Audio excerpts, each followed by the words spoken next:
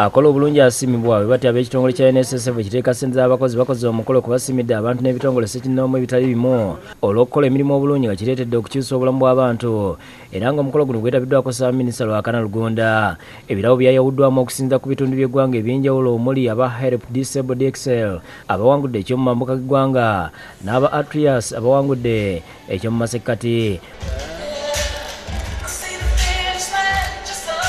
Obukadde 80 bwe bwateereddwawo ng'abawanguzi aba Child Health Education Empowerment babuseewo n'obukadde 35 abawanguzi abalala buli omu n'awangula obukadde 15.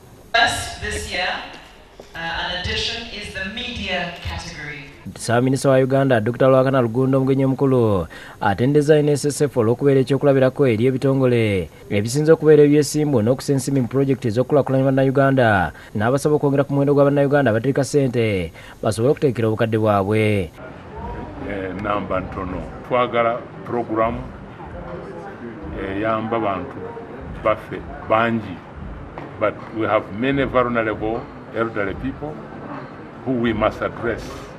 And therefore, we must have programs that are more embracing and will cater for the people who are not catered for.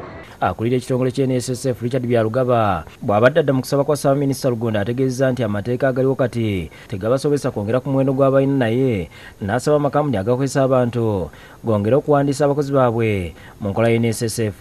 Ffe tugamba nti etteeka lye basaanye okukyusaamu eby'okukkiriza NSSF kugenda buli Munnayuganda yenna alina ku mulimu alina ku nsimbi asobola okusevinga. Ekyo kinaatusobozesa okuinkiriza nga gye bayita coverage yaffe.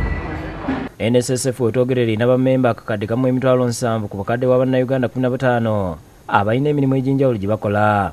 Julius Kafuluma yakusakidde eggulu ku lwa Bukedde TV.